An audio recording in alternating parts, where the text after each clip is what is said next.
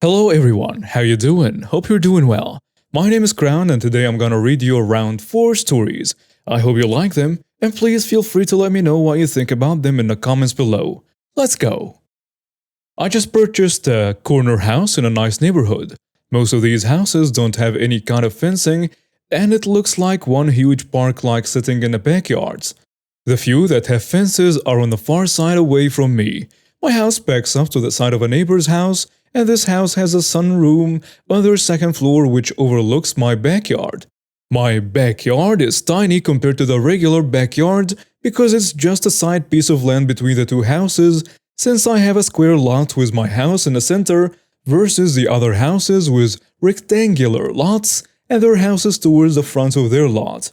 When I saw the house and their sunroom when I looked into purchasing, I knew I would need to put up trees and something to gain privacy along with 6 feet privacy fence that I would get to contain my dogs and small child. Fast forward to moving in. I had the fence installed the day after I moved in. I had plans to get 15 feet arborvitae installed down the length of the privacy fence, but the weather changed quickly between the time I put on the house and the time I actually closed on it. So I would have to wait until spring. Well, the other day after I had the fence put in, the sunroom neighbor yelled out saying hi and welcoming me to the neighborhood and also complimented me on the fence. I was playing with my anxious dogs and I didn't want them barking and disturbing everyone if I stopped playing with them. All sounds bounce off of the houses since there isn't much to stop the sound. Well, the very next day the same neighbor posted pictures of my house, yard, fence, complaining about the fence, and that they wished we had an HOA so people did not do stuff like this. There are plenty of other fences just like mine that are in a neighborhood that can be seen from their sunroom, but the only difference is that they can see directly into my yard, and not the others, because they are so far away. Well, this spring I will be getting the 15 feet arborvitae installed the length of my fence that is directly against their house, which will most likely block a lot of the sun at their house. But it will also completely block their view of my yard, in which they can see everything. I've seen other posts from this particular person stating that they are constantly watching out their window for wildlife and into others' yards. They have windows on 3 sides, so this will only block one side. Am I not wrong for blocking their view and sunlight? To not have nosy neighbors spying on me in my yard. Update 1. So they are almost done with the fence line and there has been no mention from the neighbor yet. Neighbor got a heads up in passing when we were talking about something else, and they thankfully didn't give any feedback about the upcoming line of trees. I do know that they are still paying attention to what goes on in my yard because they have asked me about certain things that aren't their concern on my property. And unfortunately the height isn't going to block the view to my yard as much as I hoped, yet. So maybe this time next year I'll have the coverage I'm looking for. And now for some comments. Gentle, you are in the wrong for the size and type of trees. They are toxic and the amount of blockage they provide seems excessive. If you don't want to live out of view from people, move to the countryside. I understand the need for privacy, I really do, but a few trees already obscure a lot without basically building a 15-foot wall. You're not in the wrong, but make sure before you do it that there aren't any rules in your council about obstructing sunlight. You won't want to have to get the trees removed because they are casting shadows or overhanging. Not in a wrong. No one wants a nosy neighbor. They are completely weird people, will judge every single thing about you, and will put you on a place to alert the neighborhood. You don't owe them any courtesy, especially as their actions have already borne out what they are capable of. Arborvitae trees are notorious for attracting and housing bees and their hives. You may want to talk to an arborist about ways to keep bees from moving in. Don't know if there is, or look at other tree alternatives for your child's and dog's safety. Sorry about the neighbor, and congratulations, best wishes and many blessings on your new home. Hey guys, please don't forget to subscribe to the channel if you're enjoying what I'm doing here. Leave a comment below, press the like button, and click on that ring to get every upload as soon as I post it. Sorry about interrupting. Let's get to the next one. Not in the US. I, male, have two daughters, Dina, 19 female, and Penny, 25 female. They don't have such a close relationship, as they are from different mothers, and only at 18 years old, Penny came to live with me fully. When I bought my house 5 years ago, Penny got the biggest room as she was the oldest, and Dina got the smallest. In fact, the rooms are exactly the same size, but Penny's has its own bathroom. Penny recently decided to move to a big city to get better job opportunities in her area, and moved in with a friend. She comes home every 1 month and stays for the weekend. She's still not in a good position at the company, and I send her a monthly allowance that covers her share of the rent and bills. She's been away from home for 2 months, and I noticed that Dina didn't move into Penny's room, even though it was empty. I thought she didn't want to, and I didn't ask about it. But last week, while we were cleaning Penny's old room, some of my friends were going to visit, and I ended up asking why she didn't move into the empty room and make this one simpler one for a visit. She said something like, "Oh, I'll get it next week. I paid for everything already." I was surprised and asked what she was talking about. She told me that Penny offered her room for fictitious value like $2,000, 3.5 times the amount I helped her financially. And Dina got all that amount this week and paid her. She was just waiting for my friends to visit to move in. This made me angry because it's my house, and she was selling a room she didn't live in anymore, and Dina had spent all her savings on her part-time jobs. I called Penny trying to stay on the line, but I may have lost my mind when she said it would affect her as she would be missing out on a good room when visiting, or if she possibly moves back home. When I demanded that she return all the money, she said that she had already spent it on something else. I was disappointed. I said that the room would be Dina's.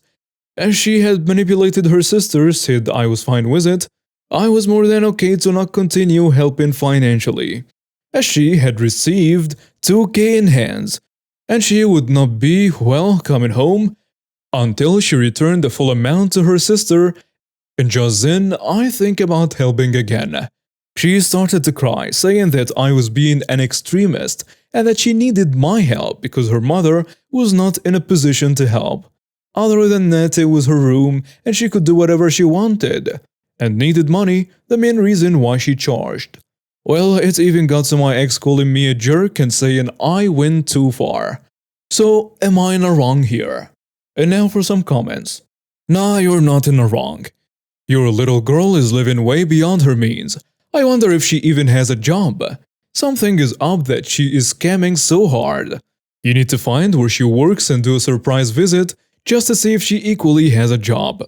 Not in the wrong. Penny is no longer a resident, so not entitled to the room. Also, she has no ownership rights because she is not an owner nor a resident. Penny is a jerk. Restitution to Dina should be made by whatever means you deem necessary. Your ex is still a jerk as well. Not in the wrong. You would think that a 25-year-old would understand that it isn't her room. Actually, she must have understood because she knew to lie about your approval to her sister. Wow, selling a room you don't own to someone else is a kinda different level of entitlement. And to your sister on top of everything? Nah, I believe that guy had every right to discipline this bratty daughter of his. But that's me. What do you guys think about this? Please let me know in the comments down below. On to the next. I rent out the spare bedroom in my house for $800 a month. Market rate in my area. I don't know my roommate very well, but we work for the same company. I work early mornings and she works late evenings, so we're often ships passing in the night. On Friday, my hot water heater broke. The home warranty guys said they couldn't get anyone out until Monday morning. It is hot right now, so I wasn't too upset. A few cold showers won't kill anyone. I texted my tenant hot water is out until Monday, and she responded with a thumbs up. I didn't see her all weekend, which is normal as I said. The guy got here at 8 AM to fix the heater. When he was done, I texted her to let her know the hot water was back on. And she hits me with this gem. My hotel bill was $250. Do you want to reimburse me now or deduct it from next month's rent? I stared at that text for a good while. I didn't even know she was gone. She got a hotel room just for hot water? That's so extra. She could have showered at work, but she got a hotel room? I texted, hey, I didn't know you left. Rent is still due in full on the first of the month, regardless of if you chose to sleep elsewhere for a weekend. And she texted me back, there was no water. I couldn't stay there. You're my landlord, then have to provide me with livable accommodations. I texted back, there was water, just not hot. If it was winter, you might have a point. Rent is still due in full. Failure to pay rent will result in me filing with the court, which will impact your credit. She stopped responding.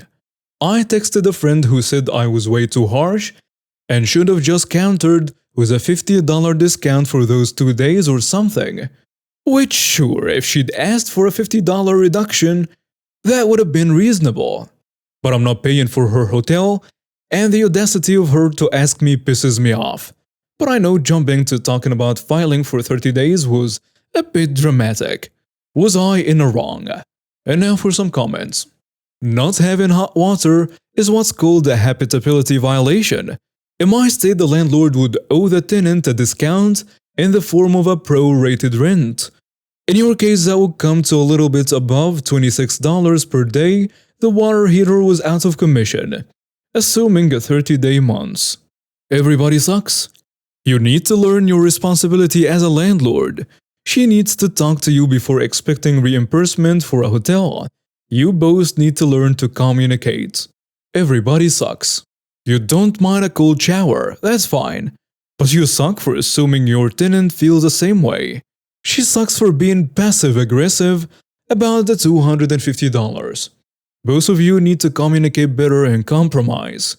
Not in the wrong. She should have had that discussion with you before booking a hotel room.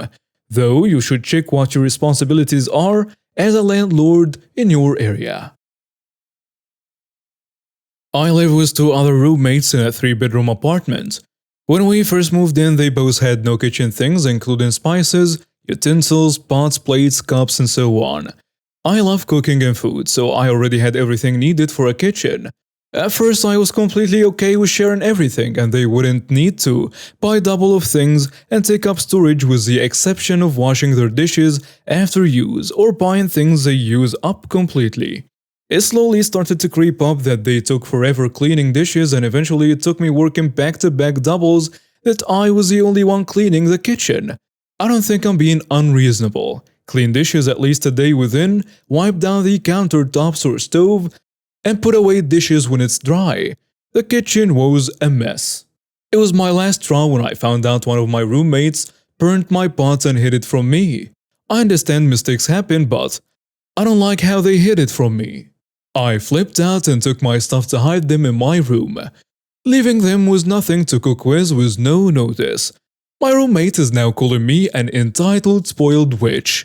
Are my standards for being a good roommate too high or something? Edit.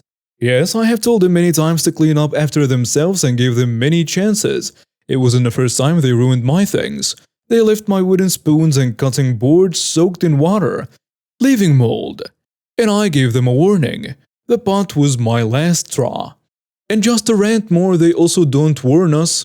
If they invite many people over and take weeks to clean up after a kickback, leaving empty cans and bottles everywhere. Anyways, I will most likely try to move out. Thank you for the reassurance that I'm not a crazy roommate. And now for some comments. You're not in the wrong. They are being entitled by having no respect for your items and refusing to clean them after use. I think it's time they learn responsibility by having to invest in and clean their own items. Sometimes they have to take drastic measures to lay down a boundary. You're not in the wrong. Being entitled means expecting something that isn't yours. Hilarious that she's calling you entitled. Does she even know what the word means? Not in the wrong. They can buy their own stuff to cook with. And yeah, that's the end of today's stories. Hope you guys liked it, and I'll see you in the next one. Until then, stay safe.